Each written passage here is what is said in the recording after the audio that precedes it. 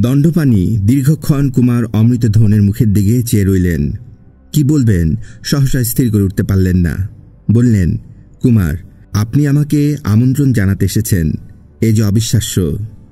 মৃদু হাসি মুখে অমৃতধ্বন বললেন, অবিশ্বাস্য চিন্তা করছেন কেন মাননীয়?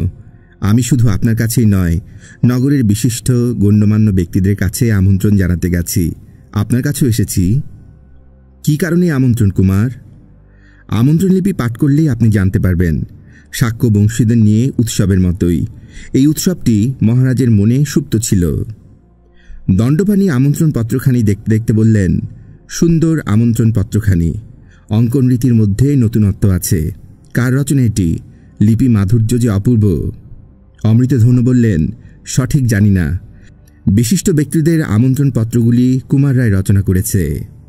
দণ্ডপাণি বললেন, এ পত্রখানি কে রচনা করেছে বলে আপনার মনে হয়? হাসলেন অমৃতধ্বন। বললেন, শিল্পকলা সম্পর্কে আমি সম্পূর্ণ অনভিজ্ঞ। বাল্যাবস্থায় মাত্র কিছুদিন অঙ্কন পাঠের শিক্ষা করেছিলাম সত্য, তারপর ভ্রমণে আসক্ত হয়ে পড়ি। আমি প্রকৃতির কাছ থেকে পাঠ গ্রহণ করেছি। কথা শেষ করে তিনি হাসলেন। দণ্ডপাণি আমন্ত্রণ পত্রখানি বারবার দেখছিলেন। ভূর্জপত্রে প্রস্তুত আমন্ত্রণ পত্র, অপূর্ব চিত্রমালা শোভিত, সুন্দর লিপি। বললেন, অনুষ্ঠানে কি শুধুমাত্র কুমাররাই অংশগ্রহণ করবে? না, নগরীর শাক্যকুমাররা অংশ নেবে। প্রতিযোগিতামূলক প্রদর্শনী। প্রায় ৫০০ শাক্যকুমার প্রদর্শনীতে অংশগ্রহণ করবে। আর শুধুমাত্র চিত্র নয়, লিপিশিল্প, লিপিজ্ঞানেরও প্রতিযোগিতা, সেই সঙ্গে সংখ্যাশিল্পের প্রতিযোগিতা, সর্বশেষে যুদ্ধশিল্পের। বিজয়ীকে পুরস্কৃত করা হবে। তবে যুদ্ধশিল্প কুমারদের মধ্যেই অনুষ্ঠিত হবে।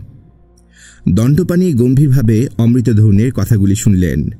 অমৃতধ্বন মৃদু কণ্ঠে বললেন, আপনি কিন্তু অবশ্যই অনুষ্ঠানে যোগ দিচ্ছেন। ও, যেন ঘুম থেকে জেগে উঠলেন দণ্ডপাণি। সামান্য নীরব থেকে বললেন, হ্যাঁ, অবশ্যই যাব। অমৃতধ্বন বললেন, অবশ্যই যাবেন। আপনার কন্যার উপযুক্ত পাত্রের সন্ধান নিশ্চয়ই আপনি পাবেন। হ্যাঁ, দণ্ডপাণি বললেন, উপযুক্ত পাত্রেই আমি আমার কন্যাকে পাত্রস্থ করতে চাই। মহারাজের প্রার্থনা পূরণ করতে না পারার জন্যে আমি আসলে দুঃখিত। আমার স্পর্ধা যেন তিনি মার্জনা করেন। অমৃতধ্বন বললেন, আপনার প্রতি আমার ভাই মহারাজ অপ্রসন্ন নন, বরং আপনার সত্যবাদিতার প্রশংসা করেছেন তিনি। তার সঙ্গে একান্তে আমার আলাপ হয়েছে। দণ্ডপাণি বললেন, মহারাজ মহানুভব। হাসলেন অমৃতধ্বন। বললেন, আমার একটি আবেদন ছিল আপনার কাছে। জিজ্ঞাসু দৃষ্টিতে কুমারের দিকে চাইলেন দণ্ডপাণি। অমৃতধ্বন বললেন, আপনার কন্যা নগরীর শ্রেষ্ঠা কন্যা, অতুলনীয়া। তার বরমাল্য লাভ করার একমাত্র অধিকারী শ্রেষ্ঠ শাক্যকুমাররা। অনুষ্ঠানে শ্রেষ্ঠ শাক্যকুমার যে নির্বাচিত হবে, আপনি কি তাকে কন্যা দান করতে সম্মত আছেন? উৎফুল্ল দণ্ডপাণি বললেন, এ প্রস্তাবে তো সম্মত হওয়াই উচিত আমার।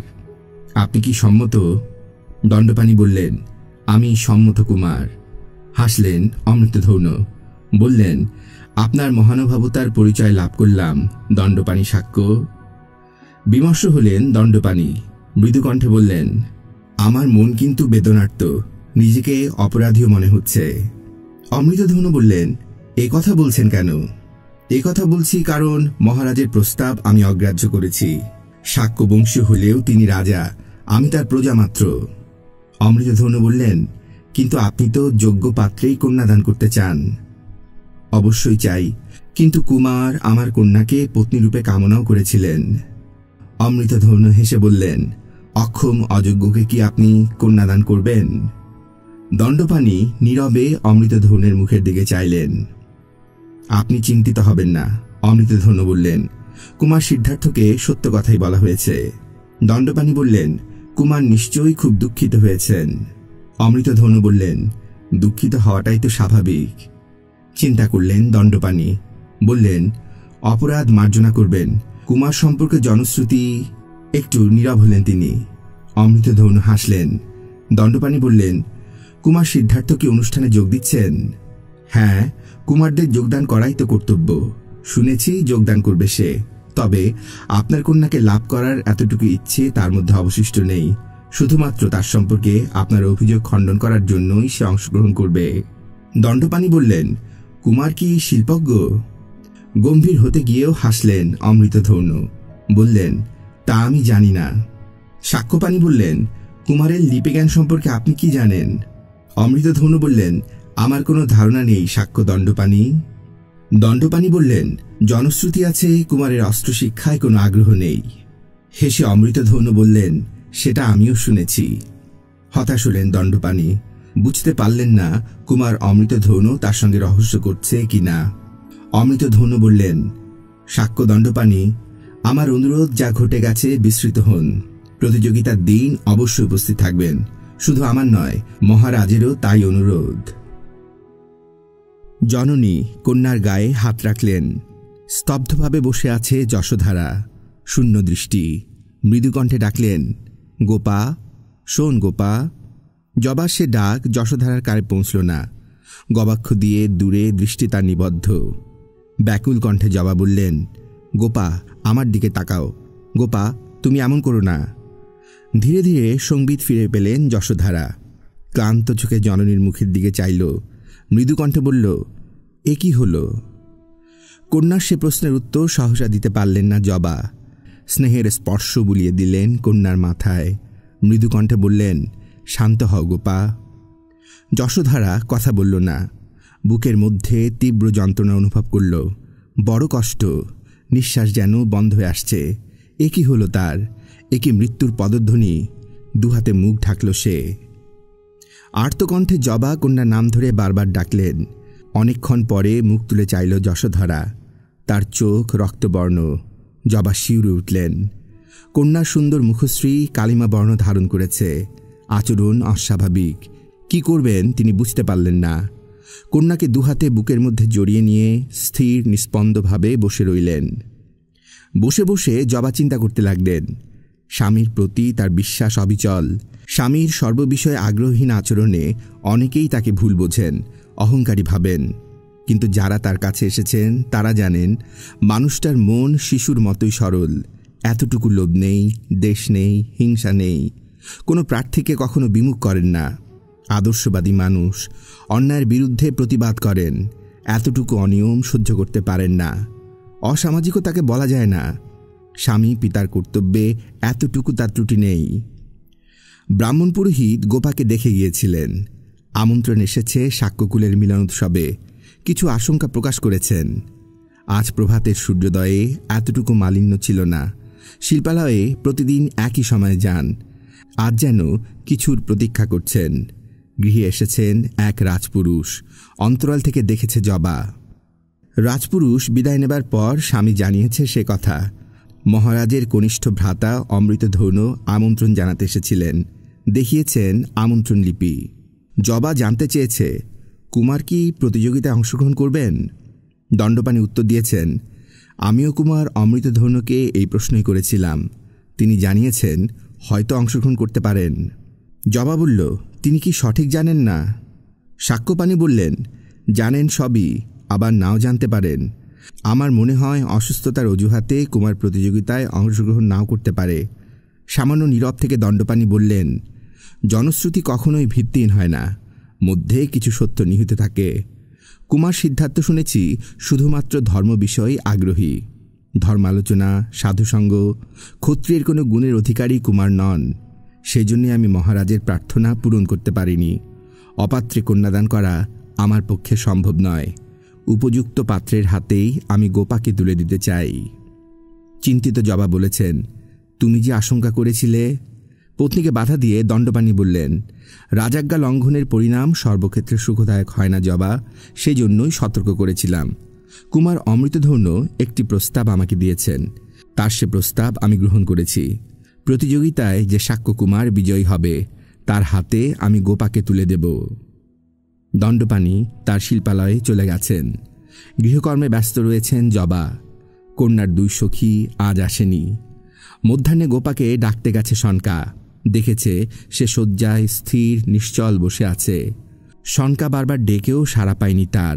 শুনে ছুটে গেছে জবা। এখন জবার বুকের মধ্যে গোপার শরীরটা থরথর করে কাঁপছে।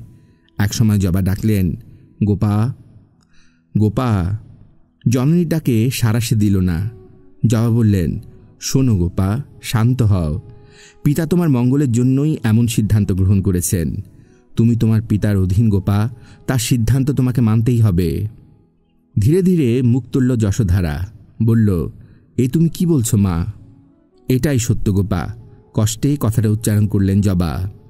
মা, পিতার ভুল সিদ্ধান্ত মেনে নিতে হবে। ভুল? চমকে উঠলেন জবা।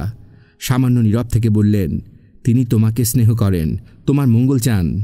যশোধারা বলল, আমার কিসে মঙ্গল তা তিনি কিভাবে জানেন? জবা বললেন, যোগ্য পাত্রের হাতেই তোমায় তিনি তুলে দিতে চান গোপা। মা, যোগ্যতার মাপকাঠি কি শুধুমাত্র প্রতিযোগিতায় শ্রেষ্ঠত্ব অর্জন করা? হৃদয়ের কি কোনো মূল্য নেই? হৃদয়? বিস্মিতা হলেন জবা। হ্যাঁ জননী, একটা মহৎ হৃদয়, তার কি কোনো দাম নেই? তুমি কার কথা বলছো গোপা? গোপা নীরব। জবা ব্যাকুল হলেন। যশোধারার মুখটি তুলে ধরলেন তিনি, বললেন, বলো গোপা, তুমি কার কথা বলছো? সে কে? কুমার সিদ্ধার্থ, মৃদু কণ্ঠে বলল যশোধারা। স্তব্ধ হলেন জবা, বললেন, কুমারের সম্পর্কে কিন্তু জনশ্রুতি আছে। যশোধারা বলল, আমার দৃঢ় বিশ্বাস জনশ্রুতি সত্য নয়। তুমি কিসের ভিত্তিতে একথা বলছো গোপা? লজ্জিত হল যশোধারা, নতনেত্রে বলল, আমার তাই মনে হয়েছে জননী। আমি তার সঙ্গে কথা বলেছি। তিনি লোকচক্ষুর অন্তরালে নিজেকে লুকিয়ে রাখতে ভালোবাসেন। অবাক হলেন জবা, বললেন, কবে, কখন তুমি কুমারের সঙ্গে কথা বলেছ? উৎসবের দিন, যখন তোমার কাছ থেকে বিচ্ছিন্ন হয়েছিলাম। উদ্যানের প্রান্তদেশে তার সঙ্গে আমার সাক্ষাৎ হয়েছে। কুমার বলে আমি তাকে চিনতে পারিনি। তিনি নিজেও তার পরিচয় গোপন করেছিলেন। সাধারণ পরিচ্ছদে ভূষিত ছিলেন তিনি, মনে হয়েছিল কোনো রাজকর্মচারী। পরে কুমার আনন্দের মুখে তার আমি প্রকৃত পরিচয় জেনেছি। কুমার আনন্দ? জবা চিন্তিত হলেন, বললেন, কুমার আনন্দ কি সত্য বলেছে? যশোধারা বললেন, কুমার আনন্দকে আমার সত্যবাদী বলেই মনে হয়েছে জননী। বড় সরল প্রকৃতির তারা। শুধু। জবা নীরবে কন্যার মুখের দিকে চাইলেন। মৃদু কণ্ঠে যশোধারা বলল, শুধু একবারই তিনি ছলনার আশ্রয় নিয়েছিলেন। জবা অবাক হলেন, বললেন, ছলনা করেছে কুমার আনন্দ? হ্যাঁ মাতা, তিনি তার মাতুলকে সঙ্গে নিয়ে এসেছিলেন। হ্যাঁ, জবার মনে পড়ল, সেদিন কুমার আনন্দের সঙ্গে সহজ ব্যবহার করতে পারেননি। বললেন, মনে আছে, মাতুলকে সঙ্গে নিয়ে এসেছিলেন কুমার আনন্দ। আরক্ত হল যশোধারা, মৃদু কণ্ঠে বলল, কুমার আনন্দের সঙ্গে মাতুলের ছদ্মবেশে কুমার সিদ্ধার্থ এসেছিলেন। অবিশ্বাস্য। জবা তীক্ষ্ণ দৃষ্টিতে কন্যাকে দেখলেন, বললেন, কুমার কি তার পরিচয় দিয়েছিলেন? না। জবা বললেন, আমি কুমারকে চিনতে পারিনি। তুমি তাকে কিভাবে চিনলে? উত্তরে একটি কথাও বলতে পারল না যশোধারা। কন্যাকে অনেকক্ষণ দেখলেন তিনি। একসময় বুকের কাছে তার মস্তকটি টেনে নিলেন। মৃদু কণ্ঠে বললেন, গোপা, এ কথা তুমি আমাকে আগে কেন জানাওনি? যশোধারা নিথর। অন্তরাল থেকে পিতার কথা সে শুনছিল। বুকে পাষাণ ভার অনুভব করেছে। বারবার গুমড়ে উঠেছে, কিন্তু দুই আঁখি ছিল শুষ্ক। এখন জননীর কথায় অশ্রুবিন্দু ঝরে পড়তে লাগল। অসহায় কণ্ঠে জবা বললেন, আমি জানি না গোপা, আমি জানি না তোমার কি হবে। যশোধারা নীরব। পতিকে বললেন জবা। দণ্ডপাণি পত্নীর কথা শুনলেন নীরবে। জবা জানতে চাইলেন, কি হবে? দণ্ডপাণি পত্নীকে দেখলেন, শান্ত কণ্ঠে বললেন, জবা, গোপার মনের অবস্থা আমি বুঝতে পারছি, কিন্তু এখন আর আমার কিছুই করার নেই। তুমি কি কিছুই করতে পারো না? জবা আবার বললেন। দণ্ডপাণি শুধু পত্নীকে দেখলেন একবার, বললেন, কুমার অমৃতধনুকে আমি বাক্যদান করেছি জবা। জবা মৃদু কণ্ঠে বললেন, নিশ্চয়ই কন্যার ভাগ্যের কথা চিন্তা করেছ। দণ্ডপাণি কিছু বলতে গিয়েও বললেন না। আত্মগতভাবে জবা বললেন, অথচ পিতাই কন্যার ভাগ্য নিয়ন্তা। দণ্ডপাণি নীরব রইলেন।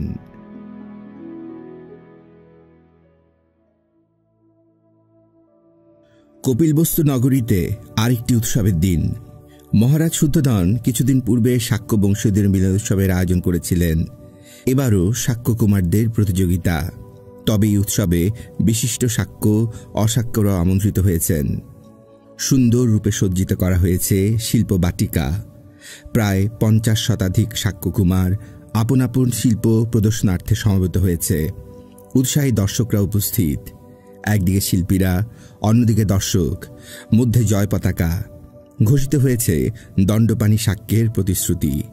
যে সাক্ষ্য কুমার সর্ববিষয়ে জয়ী হবে, তিনি আপন কন্যাকে সেই কুমারের সঙ্গে বিবাহ দিবেন। লিপিশিল্প, লিপিগানের পরীক্ষায় শ্রেষ্ঠ হল কুমার সিদ্ধার্থ। সাক্ষ্য কুমারদের গুরু বিশ্বামিত্র কুমারকে শ্রেষ্ঠ বলে স্বীকার করে নিলেন। সংখ্যাশিল্পেও শ্রেষ্ঠ কুমার সিদ্ধার্থ। শ্রেষ্ঠ সংখ্যাবিদ কুমারকে শ্রেষ্ঠ বলে ঘোষণা করলেন। এবার যুদ্ধশিল্পের প্রদর্শন। নন্দ, আনন্দ, সুরানন্দ ও দেবদত্ত প্রভৃতি সাক্ষ্য কুমাররা একে একে সিদ্ধার্থের সঙ্গে যুদ্ধ করল এবং সকলেই পরাজিত হল। পরে সকলে মিলিতভাবে আক্রমণ করল সিদ্ধার্থকে। সিংহ বিক্রমে সমবেত আক্রমণ প্রতিহত করল সিদ্ধার্থ। সাধু সাধু রব উঠল চতুর্দিকে। সমবেত দর্শকরা মুগ্ধ নেত্রে কুমারদের যুদ্ধ কৌশল দেখতে লাগল। কুমারদের উৎসাহিত করতে লাগল করতাল ধ্বনিতে। পরাস্ত হল কুমাররা, বিজয়ী সিদ্ধার্থ। কুমারদের মুখ পাংশুবর্ণ, চোখে বিস্ময়, আনন্দের ওষ্ঠে অতি সূক্ষ্ম হাসির রেখা। শুরু হল বাণ নিক্ষেপ পরীক্ষা। বিজয়ী কুমার সিদ্ধার্থ। মিথ্যা প্রতিপন্ন হল জনশ্রুতি। প্রতিযোগিতা শেষে দণ্ডপাণি গৃহে ফিরলেন। ক্লান্ত পদক্ষেপ, নতমুখী কন্যার সামনে গিয়ে দাঁড়ালেন। মৃদুকণ্ঠে ডাকলেন, গোপা। চকিতে পিতার দিকে চেয়েই মাথা নত করল যশোধারা। দণ্ডপাণি মৃদুকণ্ঠে বললেন, আমি তোমায় আশীর্বাদ করতে এসেছি কন্যা। বিস্মিত যশোধারা পিতার মুখের দিকে চেয়ে রইল। ঋতু বর্ষা। আকাশে কালো মেঘের সঞ্চার। বর্ষা এখনো শুরু হয়নি, তবে প্রকৃতি উন্মুখ। কপিলবস্তু নগরী থেকে দূরে নির্জন ও দুর্গম পথে পত্নী অনন্তমায়া ও পুত্র আনন্দসহ এগিয়ে চলেছেন কুমার অমৃতধৌর্ণ। গন্তব্যস্থল উত্তর পূর্ব সীমান্ত প্রদেশ। তৃতীয় দিবসের প্রভাতকাল। গত দিবস সূর্যোদয় সূর্যাস্ত হয়েছে। আজ দিবাকর মুখ লুকিয়ে আছেন ঘন মেঘের আড়ালে। অমৃতধৌর্ণের কপালে চিন্তার রেখা। মনে প্রশ্ন জাগছে, তিনি কি ভুল করলেন? এই ভুলটুকু না করলেও তার উপায় ছিল না।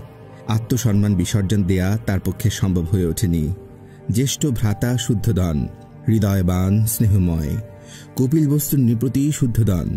অমৃতধৌর্ণ তার অধীনস্থ অমাত্য। নীতিভ্রষ্ট হওয়া সম্ভব হয়নি তার পক্ষে। তিনি সরে এসেছেন। শ্রেষ্ঠীদের দাবি তিনি মেনে নিতে পারেননি। শ্রেষ্ঠীরা অনেক উপকার করেছেনও। বহু কাহাপন ঋণ দিয়েছেন মহারাজকে। বিনিময়ে অন্যায় সুযোগ নিতে চাইছেন তারা। সম্মত হতে পারেননি তিনি। অমাত্যরা শ্রেষ্ঠীদের পক্ষ নিয়েছেন, তাই তিনি অব্যাহতি প্রার্থনা করেছেন। শুদ্ধোদন বলেছেন, তা কি করে হয়? শ্রেষ্ঠীদের কিছু কিছু সুবিধা দেওয়া হচ্ছে কথা ঠিক, তবে সে সবটুকু সাময়িক। তাদের বাণিজ্যের অবস্থা বর্তমানে সন্তোষজনক নয় বলেই সুবিধা দেওয়া হচ্ছে। যে কোনো সময় সেটা প্রত্যাহার করে নেওয়া হবে। অমৃতধৌর্ণ বলেছেন, কিন্তু শ্রেষ্ঠীদের আবেদন আপনি অনুমোদন করেছেন, আমি কিন্তু বিরোধিতা করেছিলাম।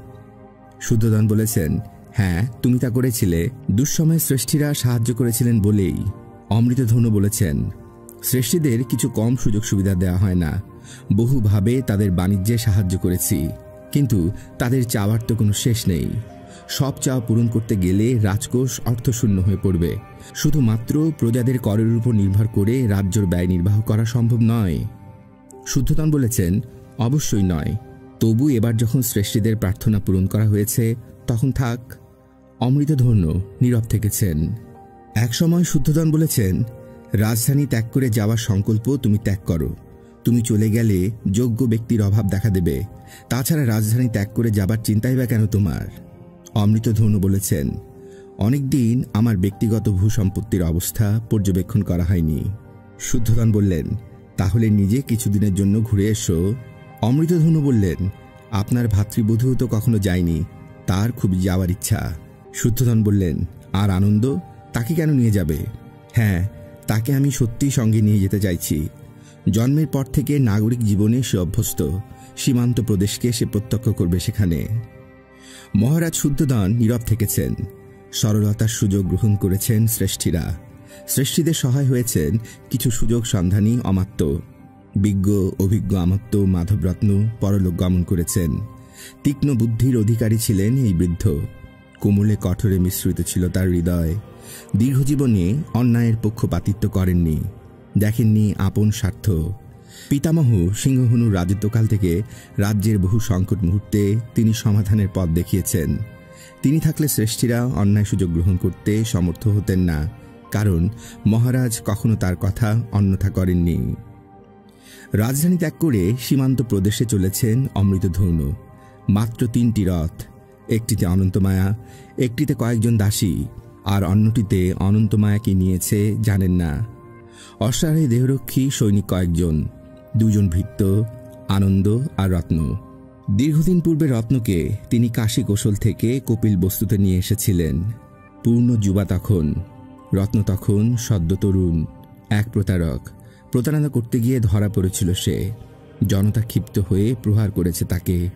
দুর্বল রুগ্ন শরীর দেখে মায় হয়েছিল তার। জনতাকে জিজ্ঞাসা করেছিলেন, ওকে প্রহার করছো কেন? জনতা বলেছে, ও প্রতারক, আমরা তীর্থযাত্রী, আমাদের অনেক কিছু অপহরণ করেছে ও, তাই ওকে ধরেছি। অমৃতধনু বলেছিলেন, এখানে কি নগররক্ষী নেই? জনতা বলেছে, আমরা জানি না। অমৃতধনু বলেছিলেন, শুনুন আপনারা, ও যখন আপনাদের সঙ্গে প্রতারণা করেছে নিশ্চয়ই দোষী, ওর শাস্তি হওয়াই উচিত। আপনারা ওকে নগররক্ষীর হাতে তুলে দিন। তীর্থযাত্রী আপনারা, প্রহারে যদি ওর মৃত্যু হয় তীর্থযাত্রা পণ্ড হয়ে যাবে আপনাদের। তিনি কথা বলে নিজের পথে চলে গিয়েছিলেন। তীর্থযাত্রীরা কি করেছিলেন জানেন না। 2 দিন পরে অমৃতধনের সঙ্গে প্রতারক তরুণের সাক্ষাৎ। তখন অপরাহ্নকাল। গঙ্গার ধারে একাকী তিনি বসেছিলেন।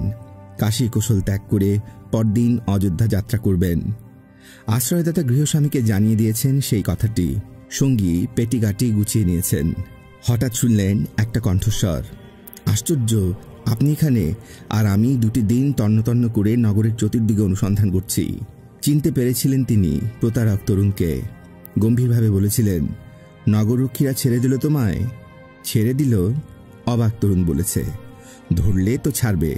আপনার কথা শোনার পর তীর্থযাত্রীরা আমাকে ত্যাগ করেই চলে যায়। নগররক্ষীর হাতে তোমায় তুলে দেয়নি? আগে না, হেসেছে তরুণ। বলেছে, নগররক্ষীর হাতে তুলে না দিয়ে সুবুদ্ধির পরিচয় দিয়েছে তীর্থযাত্রীরা।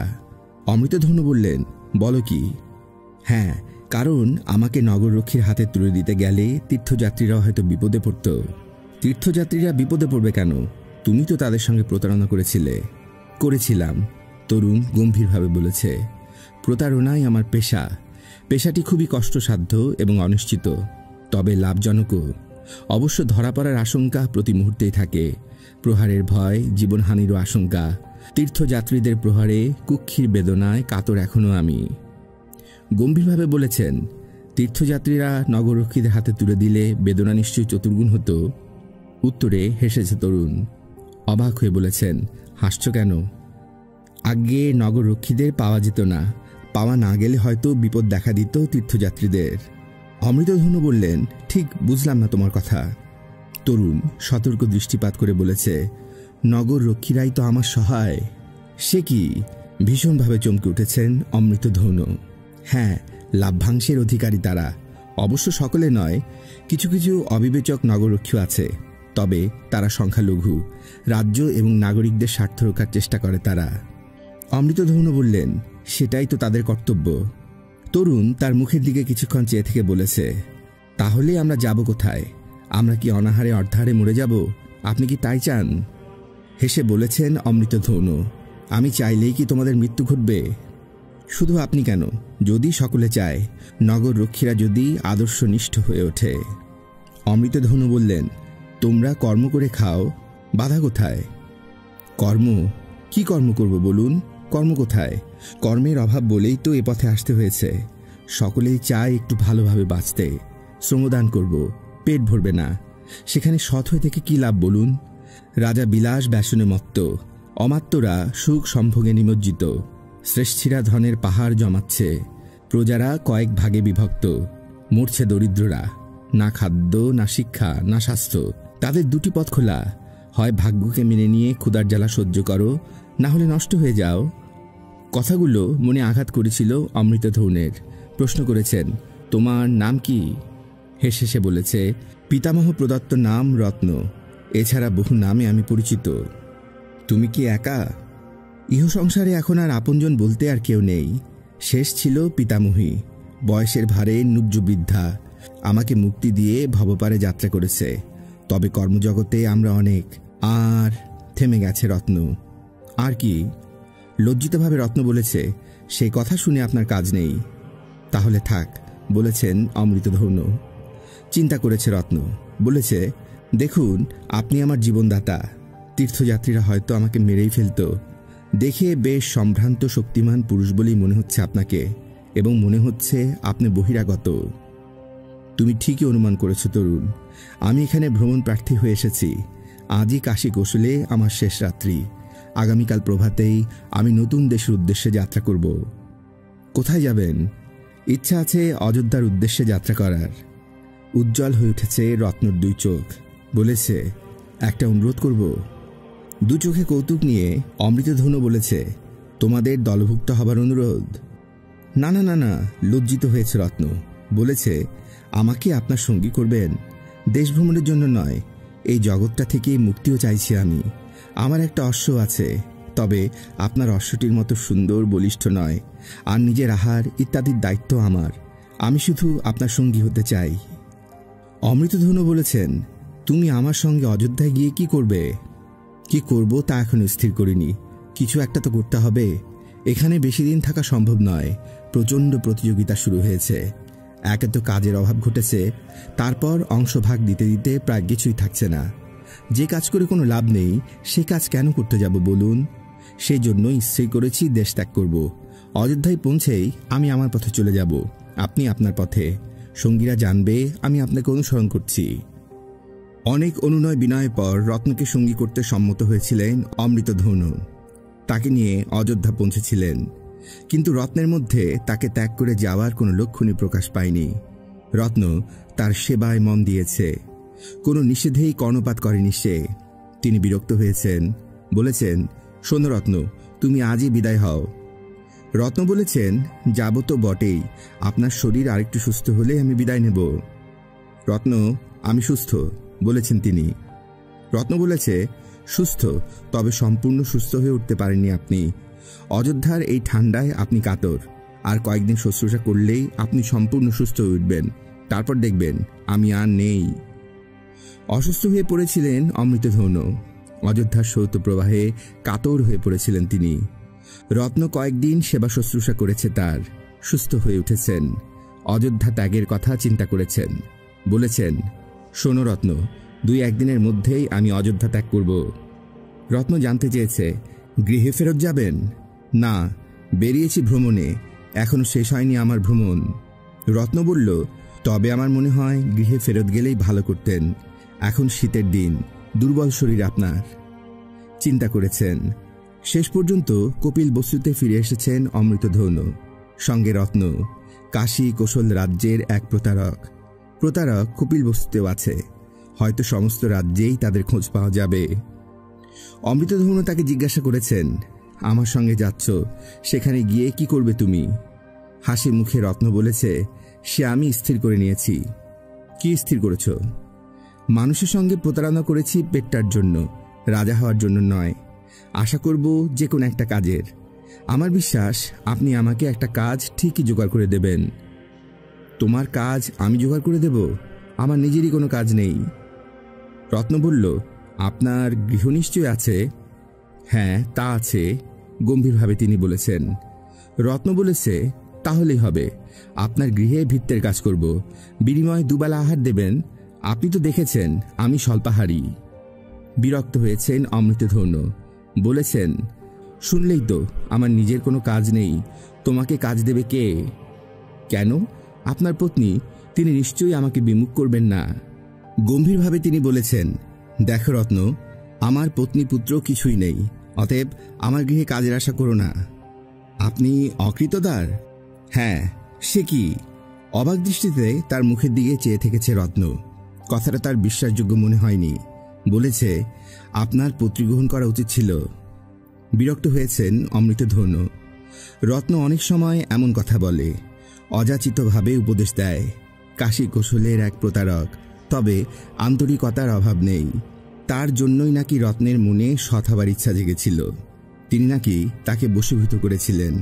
বলেছেন, দেখো, মিথ্যা বলো না। তোমার মতো প্রতারককে কোন স্বার্থে বশীভূত করতে যাব? এই মুহূর্তে তুমি আমার সামনে থেকে চলে যাও। গম্ভীরভাবে রত্ন বলেছে, চলে যাবার জন্য বহুবার বলেছেন আপনি, যাবার চেষ্টাও করেছি, কিন্তু যেতে পারলাম কই। এবার তোমাকে যেতে হবে। আমার মনে হয় তুমি তোমার রাজ্যে ফিরে গেলেই ভালো করবে। রত্ন বলেছে, তা অবশ্য ঠিক। আমার জন্মভূমির প্রতি সকলেরই একটা আলাদা টান থাকে। আমার যে নেই তা নয়, তবে প্রতারকের কাছে সব দেশই সমান। তাছাড়া একটি ঋতু অযোধ্যায় কাটিয়ে সেখানে ফিরবো আমি কেমন করে? ফিরলেই অংশ দাবি করবে। আপনার সঙ্গে শুধুমাত্র অযোধ্যা ভ্রমণ করেছি এ কথা বিশ্বাসই করবে না কেউ। কিছু দিতে না পারলে তো প্রাণটা যাবে। আমাদের জগতে দয়া, মায়া, মমতা এসবের কোনো স্থান নেই। শুনেছেন অমৃতধনু। রত্নের প্রতি একটু দুর্বলতাও জেগেছিল। ভ্রমণে বেরিয়েছিলেন কিছুটা বাধ্য হয়েই, অনন্ত মায়ের জন্যই। দেবরহ গ্রামের শুভতী সাক্ষ্যের সে তৃতীয় কন্যা। জ্যেষ্ঠ ভ্রাতা শুদ্ধধন পত্নী মায়াকে তিনি জ্যেষ্ঠা ভগ্নীসম দেখতেন। রাজরানী মায়া দেখলে মনে হতো যোগিনী, অপূর্ব লাবণ্যবতী, স্নিগ্ধ, কোমল, মধুর ব্যবহার, স্নেহময়ী জননীর মতো যেন।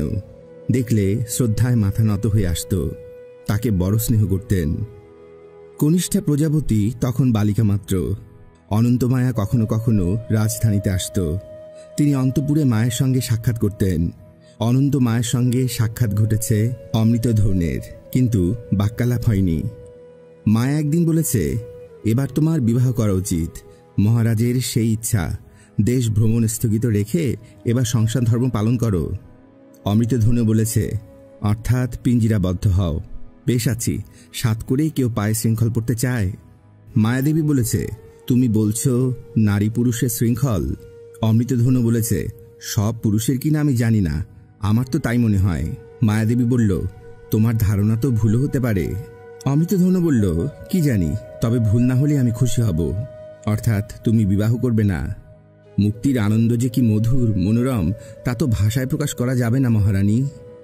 গম্ভীর হয়েছেন মায়া। বলেছেন, তাহলে মায়ার কি হবে? মায়া হাসি মুখে অমৃতধনু বলেছেন, রাজরানী মায়া প্রজা পালন করবেন। গম্ভীর হয়েছেন মহামায়া। বলেছেন, আমি অনন্ত মায়ের কথা বলছি। সে তোমায় ভিন্ন কারো গলায় বরমাল্য দেবে না। আমি বিশ্বাস করি তোমার যোগ্য সহধর্মিণী হবার মতো সব গুণ তার আছে। আমার অনুরোধ, তুমি তাকে গ্রহণ করো, তোমরা সুখী হবে। অনন্ত মায়াকে সে দেখেছে।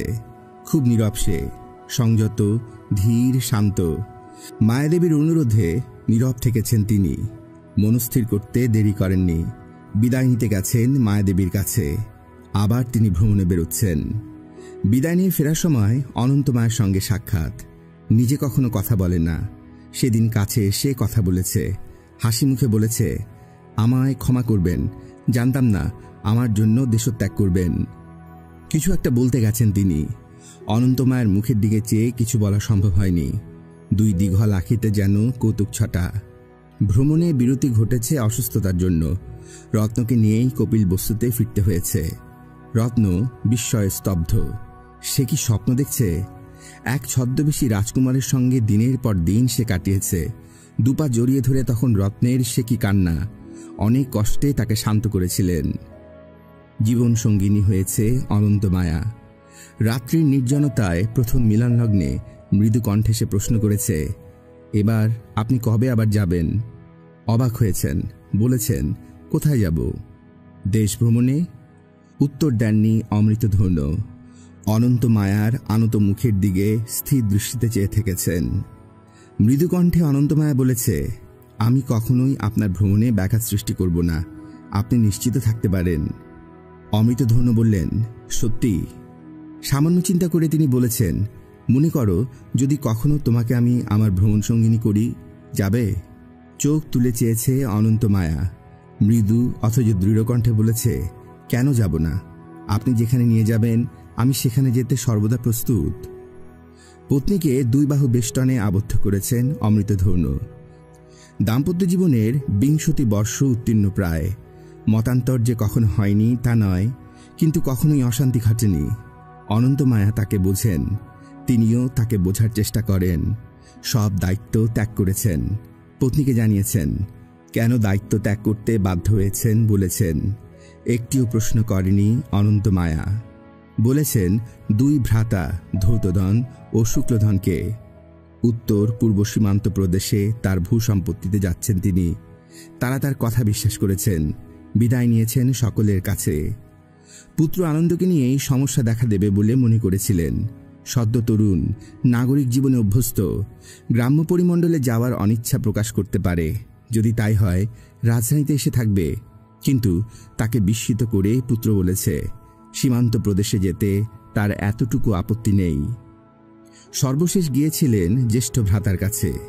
তিনি অত্যন্ত বিমর্ষ, শুধু বলেছিলেন, অমৃত তুমি থাকতে পারো না।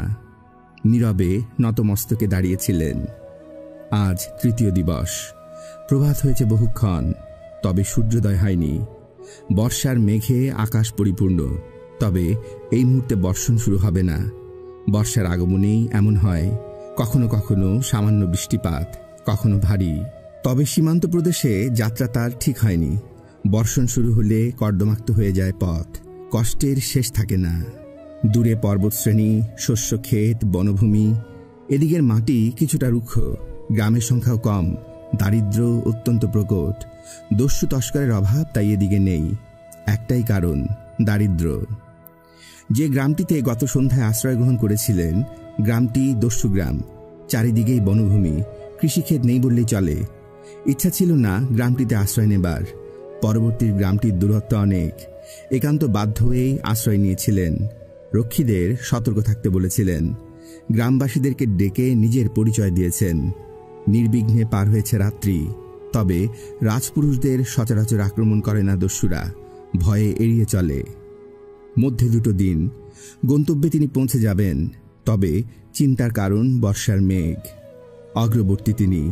রক্ষীরা 3টি রথ ঘিরে অশ্বচারণা করছে। পেছনে রত্ন, আনন্দ। তিনি দাঁড়ালেন। সামনে নদী, বাগমতী। জীবন নদীর মতোই বয়ে চলেছে। নদী তার গতিপথ পরিবর্তন করে, জীবনের গতিও পরিবর্তিত হয়। নদীর গতিরুদ্ধ করা এখনো সম্ভব হয়নি, জীবনের গতিরুদ্ধ হয়। কথাগুলো মনে হতেই নিজের মনে হাসল আনন্দ। পরিচিত জনেরা বলে তার হাসিটি নির্মল। আনন্দ হাসতে জানে। এখন তার হাসি কান্না হয়ে ঝরছে। বড় কষ্ট তার। পূর্বাঙ্গনা কেন ভুল করল? এমন ভুল কেউ করে? রত্ন ডাকল, কুমার। বিরক্তিভাবে ওর দিকে চাইল সে। কটি দিন ছায়ার মতো সঙ্গে রয়েছে। নিশ্চয়ই জননীর নির্দেশ। তিনি জানেন, বাল্যকাল থেকে জননীর কাছে সে কিছুই গোপন করেনি। রত্ন আবার ডাকল, কুমার। ভ্রুকুটি করলে সে, বিকৃত কণ্ঠে বলল, বলো। তুমি হাসলে কেন কুমার? রত্নের শীর্ণ মুখমণ্ডলের দিকে চাইল আনন্দ। জ্ঞান হবার পর থেকে অপরিবর্তিত দেখছে। বেশ শীর্ণ রত্ন। বলল, শোনো রত্ন, কেন হাসলাম এটা জানার নির্দেশ কার? লজ্জিত হল রত্ন। বলল, কুমার আমাকে মার্জনা করবেন। কয়েক দিবস আপনার মুখমণ্ডল ম্লান বিষণ্ণ দেখছি। উদ্বেগে তাই প্রশ্ন করেছি। উদ্বেগ? উদ্বিগ্না হয়েছিলেন জননী। বারবার প্রশ্ন করেছেন, সে বলতে পারেনি। মনে হয়েছিল চিরতরে কণ্ঠরুদ্ধ হয়ে গেছে। কেন এমন করল পূর্বাঙ্গনা? কেন? কয়েকদিন পূর্বে সন্ধ্যায় পিতার আহ্বানে তার সামনে গিয়ে দাঁড়াতে হয়েছিল তাকে। গভীর রাত্রি পর্যন্ত পিতাকে কর্মরত থাকতে দেখেছে। বিশেষ করে বাল্যের দিনগুলোতে পিতার নিজের কাজেই সবসময় ব্যস্ত থাকেন। অন্যদিকে এতটুকু দৃষ্টি তার নেই। এখন তো তার সঙ্গে এরকম যোগাযোগই ছিল না। রত্ন তার ভৃত্য রূপে নিযুক্ত হয়েছিল। নিশ্চয়ই রত্নর কাছ থেকেই তিনি তার সংবাদ জানতে পারতেন। রত্ন চতুর, বুদ্ধিমান। প্রভুকে খুশি করার জন্য অনেক সময় মিথ্যা সংবাদ পরিবেশন করেছে। তা নিয়ে কিছু কিছু অশান্তিও হয়েছে। তার জন্য জননীর সঙ্গে পিতার মতান্তর ঘটেছে। মধ্যাহ্নের পর বেরুবার ইচ্ছা ছিল। কুমার সিদ্ধার্থের বিবাহ উপলক্ষে ব্যস্ততার মধ্যে দিন অতিবাহিত হয়েছে। উৎসবের আয়োজন কিছু কম হয়নি। নগরী নবরূপে সজ্জিত হয়েছিল। অগণিত তোরণ, পত্রে পুষ্পে আলোকমালায় সজ্জিত হয়েছিল প্রতিটি গৃহ। সজ্জিত করা হয়েছিল প্রাসাদ। দুস্থদের বিতরণ করা হয়েছে বস্ত্র, আহার্য বস্তু, অর্থ। উৎসবে মেতেছে গোটা নগরী। শেষ হয়েছে উৎসবের দিন। কুমার সিদ্ধার্থ পত্নী যশোধারাকে নিয়ে অন্তঃপুরে। দক্ষিণের মহলটি ছিল মাতৃশ্বশা মহারানী সিদ্ধার্থ জননী মায়ার। তিনি জীবনের 12টি বৎসর ওখানেই ছিলেন। কুমারের জন্মের পূর্বে স্বইচ্ছায় লুম্বিনী বনে চলে গিয়েছিলেন। অন্তপুরে আর ফিরে আসেননি। দীর্ঘদিন পরিত্যক্ত অবস্থায় পড়েছিল মহলটি। সংস্কারের পর জ্যেষ্ঠ ভ্রাতা নববধূকে নিয়ে বাস করছেন সেখানে। সে দেখেছে মহলটি শুধু সুন্দর নয়, মনোরম। দক্ষিণের মহলটিও নির্জন। এতদিন কপিলা বুড়ি দক্ষিণের মহলে সবসময় ঘুরে বেড়াত। মাতৃশ্বশার পরিচারিকা ছিল সে। কুমারের জন্মের সময় সে ছিল লুম্বিনী বনে। প্রায় জননীর কাছে তাকে দেখতে আসত। কুমারের বিবাহের পূর্বেও দেখেছে। আগে বেশ কয়েকবার দেখা হয়েছে কুমারের প্রাসাদে। বিবাহ উৎসবে তাকে দেখেনি, দেখতেও পায়নি কুমারের বিবাহের পর। কুমার সিদ্ধার্থ তার কাছেই কপিলা সংবাদ জানতে চেয়েছে। কপিলা কোথায় গেল, কিন্তু কেউই জানে না কপিলা বুড়ির সংবাদ। বৃদ্ধ পরশের সঙ্গে সাক্ষাৎ হয়েছে। কুমারের প্রাসাদ দ্বারে স্থির অন্যমনস্কভাবে দাঁড়িয়েছিল। তাকে দেখে বলেছে, এসো কুমার। আনন্দ বলেছে, কি করছো পরশ? শুনে কেমন যেন অন্যমনস্ক হয়েছে বৃদ্ধ। বলেছে, কি করব? আনন্দ বলল, এখন তো অবসরকাল। পরশ কথা বলেনি, কম কথা বলে বৃদ্ধ। কুমার সিদ্ধার্থ অন্তপুরে যাবার কথা বলেছে, যায়নি সে। সংকোচে তাকে জড়িয়ে ধরেছে। বিবাহে মাতামহ যোগদান করেছিলেন। আনন্দপ্রিয় বৃদ্ধকে বড় ভালো লাগে তার। আমন্ত্রণ জানিয়ে গেছেন দেবরহ যাবার। মাতামহী খুবই মনে কষ্টে দিন কাটাচ্ছেন। যাবে বলেছেন। কেমন যেন একাকী মনে হচ্ছে নিজেকে। অথচ সঙ্গীর তার অভাব নেই। নগরের প্রাচীরের বাইরেও তার পরিচিতের সংখ্যা খুব কম নয়, কিন্তু ইচ্ছে করেনি। অবশেষে ইচ্ছে হয়েছিল। পক্ষকালের বেশি সময় গৃহবন্দী। উৎসবের কাল শেষ হয়েছে। আবেগ উচ্ছ্বাস স্তিমিত প্রায়। প্রিয় অশ্ব কদম্ব অনেক বিশ্রাম করেছে। নিশ্চয়ই মেদবৃদ্ধি ঘটেছে তার।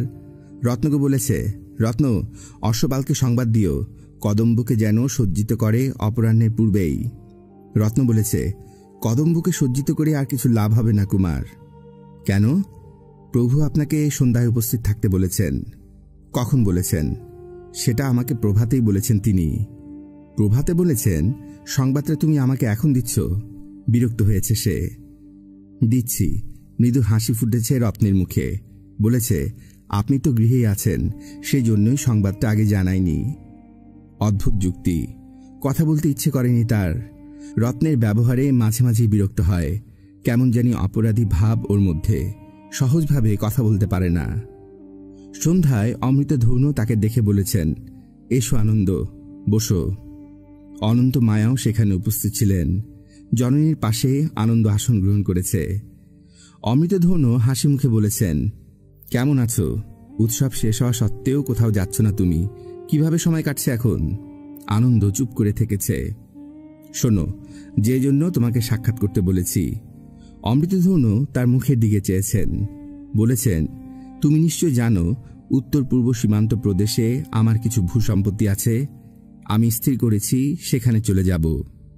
আনন্দ বলেছে, রাজকর্মের কারণে? তাকে একটু দেখেছেন অমৃত ধৌন। মৃদু কণ্ঠে বলেছেন, না, ত্যাগ করেছি। কারণ সামান্য চিন্তা করে তিনি বলেছেন, তুমি এখন বয়প্রাপ্ত হয়েছ, তোমার কাছে গোপন করার প্রয়োজন নেই। কিছু কিছু ব্যাপারে আমার সঙ্গে অনেকেরই মতের অমিল ঘটেছে। তোমার জননীও সাথে যাবেন। তুমি কি আমাদের সঙ্গী হবে? আনন্দ বলেছে, এই কথা বলছেন কেন? কেন বলছি? বলছি এই কারণে, নাগরিক জীবনে তুমি অভ্যস্ত। গ্রাম্য পরিবেশে তোমার অসুবিধা ঘটতে পারে। যদি তুমি রাজধানীতে থাকতে চাও, জানবে আমার আপত্তি নেই। এখানে থাকলে তোমার কোনো অসুবিধাও হবে না। সীমান্ত প্রদেশে অনেক অসুবিধার সম্মুখীন হতে হবে। মৃদুকণ্ঠে আনন্দ বলেছে, রাজধানীতে থাকা আপনার পক্ষে একান্তই অসম্ভব। পিতা নীরব। জননী একবার চোখ তুলে চেয়ে মাথা নত করেছেন। হাসি মুখে আনন্দ বলেছে, আমার কাছে রাজধানীর সুখ স্বাচ্ছন্দ্য আর সীমান্ত প্রদেশের জীবনযাত্রা দুইয়ের মধ্যে পার্থক্য কতটুকু উপলব্ধি করার সুযোগ ঘটেনি। এতদিন তো নাগরিক জীবন ভোগ করলাম। গ্রাম্য জীবনের স্বাদ গ্রহণের সুযোগ যখন এসেছে, তাকে গ্রহণ না করার প্রশ্নই ওঠে না। অমৃত ধৌন বললেন, গ্রাম্য জীবনে কিন্তু কষ্ট আছে। আনন্দ বলল, নগর জীবন শুধু সুখের এমন তো আমার কখনো মনে হয়নি পিতা। পুত্র, তুমি কি চিন্তা করে কথা বলছো? পিতা, এখন তো চিন্তার প্রশ্নই ওঠে না। আজ আপনারা আছেন, আমি আপনাদের সন্তান। আজ আপনাদের পথই আমার পথ। আপনাদের আত্মসম্মান ক্ষুণ্ণ হোক, আমি নিশ্চয়ই চাইব না। পিতার মুখমণ্ডল গম্ভীর আকার ধারণ করেছে। স্থির দৃষ্টিতে তার মুখের দিকে সামান্যক্ষণ চেয়ে থেকে স্থান ত্যাগ করেছেন তিনি। জননী স্পর্শ করেছে তাকে, মুখে হাসি। তৃতীয় দিবসের পথ পরিক্রমা। বিদায়ের মুহূর্তগুলি মনকে ভারাক্রান্ত করেছে। সিদ্ধার্থ একটি কথাও বলেনি। কিছু বলবে না আমাকে? সিদ্ধার্থ প্রশ্ন করেছে। মাথা নেড়েছে আনন্দ। নতুন দিনের সূর্যোদয় হয়েছে। রাত্রি বড় দীর্ঘতর মনে হয়েছিল। নিদ্রাহীন রাত্রি। পূর্বাঙ্গনা নয়, রত্নপ্রভার কথা মনে পড়েছে বারবার। পূর্বাঙ্গনা নিশ্চয়ই নতুন জীবন শুরু করেছে। অপূর্ব পুত্র অনিলের ঘরণী সে। পূর্বাঙ্গনার প্রতি মনে ঘৃণা, বিদ্বেষ কিছুই জাগেনি। ঐশ্বর্য সাক্ষ্য সম্পদের মোহে শ্রেষ্ঠীপুত্রের হাতে কন্যা সম্প্রদান করেছেন। করুন তিনি। পিতার ইচ্ছাই মেনে নিয়েছে পূর্বাঙ্গনা। নিশ্চয়ই সম্মতি আছে তার। আনন্দ তার মনের কথা তাকে জানিয়েছিল। শুনেছে পূর্বাঙ্গনা, প্রত্যুত্তর করেনি। কিন্তু অনিলের হাতে কি করে কন্যাকে সমর্পণ করেছেন পিতা? আনন্দ অনেক চিন্তা করেছে। অনিল দ্রুতক্রিয়ায় আসক্ত। বারাঙ্গনা পল্লীতে গমনাগমন আছে তার। আনন্দ জেনেছে, জানিয়েছিল তাকে। তিনি হাসি মুখে উত্তর দিয়েছিলেন, ঐশ্বর্যশালীদের ক্ষেত্রে এসব দোষণীয় নয়। শুনে স্তব্ধ হয়ে গিয়েছিল সে। আসলে লোভ। লোভ ঐশ্বর্য সাক্ষ্যকে হিতাহিত জ্ঞানশূন্য করে তুলেছে। জীবনে বহু কষ্ট সহ্য করেছেন তিনি, আঘাত কম পাননি। এখন তিনি যদি স্বাচ্ছন্দ্যের জন্য কন্যাকে অর্থবানের হাতে তুলে দেন, তাতে খুব বেশি দোষ দেওয়া যায় না বোধ হয়। প্রভাত থেকে মধ্যাহ্ন, অপরাহ্নের আলো নিস্তেজ হয়েছে। সন্ধ্যা ঘনাবে। শেষ রাত্রি যাপন রাজধানীতে। সূর্যোদয়ে অনিশ্চিত যাত্রা করতে হবে তাদের। জীবনে নতুন অধ্যায়ের সূচনা। রত্ন এসে জানিয়েছে সাক্ষাৎ প্রার্থী একজন। সে কে? বলল আনন্দ। বলল, বাল্যবন্ধু। আপনি কি সাক্ষাৎ করবেন? পরিচিত জনের সঙ্গে সাক্ষাৎ করেছে। বাগমতীর শকট বনের কাছে সন্ন্যাসীর সঙ্গেও সাক্ষাৎ করতে গিয়েছিল। তরুণ সন্ন্যাসী হাসি মুখে বলেছেন, যদি মঙ্গলময়ের ইচ্ছে হয় আবার সাক্ষাৎ হবে কুমার। আনন্দ বলেছে, তার ইচ্ছে হলে? হ্যাঁ, ইচ্ছে তারই। কিছুদিনের জন্য জীবনের পথ তুমি পরিক্রমা করে এসো পুত্র। রহস্যময় কথা। সন্ন্যাসী নয়, যেন পাগল। মানুষ কেন যে সবকিছু ত্যাগ করে পথে নামে চিন্তা করে পায়নি। কিসের প্রত্যাশায় বুঝতে পারে না। রত্নটাকে ডেকেছে। এক বাল্যবন্ধু। বাল্যবন্ধু কে আসবে? বাল্যকালের অসংখ্য বন্ধু কোথায় যেন হারিয়ে গেছে। রত্নের সঙ্গে সামনে সে দাঁড়িয়েছে শঙ্খনাভ। হাসি মুখে বলেছে, এলাম। আসতে হলো। শুনলাম সীমান্ত প্রদেশে চলে যাচ্ছ বন্ধু। অবাক দৃষ্টিতে তার মুখের দিকে চেয়েছে সে। শঙ্খনাভ বলেছে, গতকাল প্রভাতেই গৃহে ফিরেছি। জানতাম না ভগ্নী পূর্বাঙ্গনার বিবাহ। উৎসবের আয়োজন মন্দ হয়নি। যদিও আত্মীয়রা ভগ্নীর বিবাহে যোগদানে অক্ষমতা জানিয়েছিলেন, কিন্তু অন্যান্য আত্মীয় কিছু এসেছিলেন। পাত্রের পরিচয় নিশ্চয় জানো তুমি। শ্রেষ্ঠীপুত্র। নগরীর কয়েকজন ঐশ্বর্যবান শ্রেষ্ঠীর একজন সে। বংশমর্যাদা এখন গৌণ। পিতা সঠিক সিদ্ধান্ত নিয়েছিলেন। তুমি কি বলো আনন্দ? আনন্দর কষ্ট হয়েছে, তবু বলেছে, এ তোমাদের পারিবারিক ব্যাপার শঙ্খ। হ্যাঁ, অবশ্যই। পিতামাতা দেখেন কন্যার ভবিষ্যৎ। পিতাও তাই দেখেছিলেন। তার কোনো ত্রুটি আমি দেখি না। তবু কেন যে পূর্বার শেষ মুহূর্তে পিতার সিদ্ধান্ত মেনে নিল না, বুঝতে পারলাম না। আনন্দ বলেছে, কি সিদ্ধান্ত শঙ্খ? সিদ্ধান্ত? ম্লান হাসি ফুটল শঙ্খের ওষ্ঠে। বলল, হলো না। হলো না? না, হলো না। আর্ত কণ্ঠস্বর শঙ্খনাভের। কেন? কি জানি। আবার এক টুকরো হাসি ফুটল তার ওষ্ঠে। বলল, পরনে বধূবেশ। ভগ্নী পূর্বাঙ্গনাকে বড় সুন্দর মানিয়েছিল। চোখ ফেরানো যায়নি। আনন্দ বলেছে, আমি তোমার কথা কিছু বুঝতে পারছি না শঙ্খ। আমিও বুঝতে পারিনি আনন্দ, সে কেন অমন করল। কি করেছে? পূর্বাঙ্গনার কি হয়েছে শঙ্খ? পূর্বাঙ্গনা আত্মহনন করেছে আনন্দ। কেন? গুমড়ে উঠেছে বুকের মধ্যেটা। নিঃশ্বাস যেন বন্ধ এসেছে। শঙ্খনাভ বলল, আমি জানি না। চুপ হয়ে গেল শঙ্খনাভ। অদ্ভুত চোখে আনন্দকে দেখছে। মৃদু কণ্ঠে বলছে, জননী বুঝিয়েছিলেন। তিনি যদি বলতেন, না, পিতাকে একদিন বলেছিলেন তিনি তার মনের কথা, তোমার কষ্ট যন্ত্রণার কথা। ভীরু মেয়েটি কেন যে লজ্জায় মুখ ঢেকেছিল জানি না। তুমি যে কেন চুপ করেছিল শঙ্খনাভ। আনন্দ যেন মুহূর্তে পাষাণে পরিণত হয়েছিল। পূর্বাঙ্গনা নেই, চিন্তা করতে কষ্ট হচ্ছিল তার। শঙ্খনাভ বলল, আমি যাই। আনন্দ কথা বলেনি। তার শুধু মনে হয়েছে পূর্বাঙ্গনা ভুল করেছে। জানে অধিকার অর্জন করতে হয়, পূর্বাঙ্গনাকে ছিনিয়ে নিতে পারত। ফুল ফোটে, ফুল ফুটুক, পূর্বাঙ্গনার হৃদয়কলি প্রস্ফুটিত হোক। সে চেয়েছিল পূর্বাঙ্গনার নিদ্রাভঙ্গ হোক, জেগে উঠুক সে। পূর্বাঙ্গনার হৃদয়ে রামধনু রঙের রাঙা আকাশে অতিশ্বর হবার স্বপ্ন সে দেখেছে। ভেবেছিল পরস্পর পরস্পরের হৃদয়ের কাছাকাছি হবে, একাত্ম। বিদায় নিয়েছে শঙ্খনাভ। এখন দিগন্তে মেঘেদের লুকোচুরি, বর্ষা আসন্ন, বর্ষণের দিন। তাকে যেতে হবে। এটা পিতার আজ্ঞা নয়, অনুরোধ তিনি জানাননি। এটা আনন্দের কর্তব্যবোধ। বয়স তার ধর্ম পালন করে। স্বচ্ছন্দে সে থাকতে পারত রাজধানীতে, স্বচ্ছন্দে স্বাধীনতায়। পারল না। যৌবনের দিন শেষ হবে, বার্ধক্য আশ্রয় নেবে শরীরে। তখন সেও সন্তানের পিতা হতে পারে। হয়তো সন্তান হবে তার নিজের মতো। পিতা মাত্রই জন্মদাতা। হতে পারে, হতে পারে পিতা তার কর্তব্য পালন করবেন। দায় তার। সন্তান কেন তার নিজস্ব জগৎটাকে হারাবে? কি দায় তার? দায়িত্বের বোঝা কেন সে বহন করবে? সে পিতা মাতা সংসারের কাছে কি দায়বদ্ধ? চিন্তা করেছে আনন্দ। তার মনে হয়েছে পিতার সে তো ভিন্ন নয়। তিনি আছেন, থাকবেন না একদিন। অযোধ্যা নৃপতি সুজাতের রক্তধারাও তার শরীরে বইছে, তা তো অস্বীকার করা সম্ভব নয়। তাহলে ক্ষুদ্র স্বার্থে যৌবনের উন্মাদনায় পিতাকে ত্যাগের কোনো প্রশ্নই আসে না। পূর্বাঙ্গনার সুখ কামনা করেছিল সে। ঐশ্বর্যের স্বপ্ন সফল হোক তার। আনন্দ তার মঙ্গল চেয়েছে। কিন্তু সে যে কেন ভুল করল? কেন সে মুখ ফুটে বলল না? বিচিত্র নারীমন, মুখ মুখর কেন হলো না? কেন কেন? বড় কষ্ট হলো তার। বুকের মধ্যে অসহ্য যন্ত্রণা বোধ করল। পূর্বাঙ্গনা তাকে নিঃস্ব রিক্ত করে দিয়েছে। আনন্দের জগতে এতটুকু আলো নেই, অন্ধকার, বড় কষ্ট।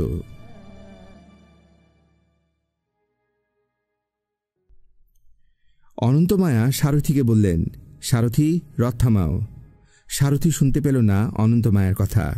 অশ্বক্ষুরধ্বনি, রথচক্রের ঘর ঘর ধ্বনিতে তার আহ্বান পৌঁছল না সারথির কানে। তিনি আর দ্বিতীয়বার আবেদন জানালেন না। আকাশ মসি বর্ণ ধারণ করেছে, চরাচর অস্পষ্ট। কখনো কখনো সামান্য আলোর ইশারা। দূরে স্বামীর অস্পষ্ট মূর্তিটা দৃষ্টিগোচর হচ্ছে। পুত্র আনন্দ পশ্চাতে। কয়েকজন রক্ষী চলেছে রথের পাশে পাশে। এই যেন এক নির্বাসন যাত্রা মনে হল অনন্তমায়ার। নগর জীবন থেকে দূরে, বহু দূরে চলেছেন, ফেলে চলেছেন অসংখ্য স্মৃতি। কষ্ট অনুভূত হল, আনন্দ অনুভূত হল। ভালো লাগলো তার। মনে হলো এক নতুন জীবনের অন্বেষণে চলেছেন, একটা নিজস্ব জগৎ গড়ে তুলবেন। তবু কষ্ট হলো তার। কষ্ট স্বামীর জন্যে, একজন সৎ আদর্শবান মানুষের জন্যে। 20 বর্ষ মানুষটিকে দেখছেন তিনি, সান্নিধ্য লাভ করেছেন। নির্লোভী একজন মানুষ। সেই মানুষটির প্রচেষ্টা বারবার বাধাপ্রাপ্ত হয়েছে। বাধ্য হয়ে সরে এসেছেন। স্বামীর জন্য তার বড় কষ্ট। কেউ তাকে বুঝল না। সন্তান গর্বে বুকটা ভরে আছে অনন্ত মায়ার। তার খেয়ালি সন্তান। মহারাজ চেয়েছিলেন সে রাজধানীতে থাক। স্বামীও তাই চেয়েছিলেন। সঙ্গী হয়েছে সেই ছেলেটিও। বলেছিল, আমার কাছে রাজধানী আর সীমান্ত প্রদেশের কোনো প্রভেদ নেই। পিতামাতা যেখানে যাবেন আমি সেখানেই যাব। স্বামী কি খুশি হয়েছেন? চিন্তা করলেন অনন্ত মায়া। মানুষটার মুখ দেখে কিছুই বোঝা যায় না। নির্লিপ্ত একটা ভাব, বড়ই নির্লিপ্ত। এতটুকু উচ্ছ্বাস নেই। আনন্দ, বেদনা, সুখ, দুঃখ সব কিছু সমান মানুষটার কাছে। আকাশের দিকে চাইলেন তিনি। অন্ধকার আকাশ, থরে থরে বর্ষার মেঘ। আজ তৃতীয় দিবস। এখনো দীর্ঘ পথ বাকি। সূর্য নিশ্চয়ই উঠবে। আলোকে উজ্জ্বল হবে দিন। মনে মনে সূর্যোদয়ের প্রার্থনা জানালেন অনন্ত মায়া।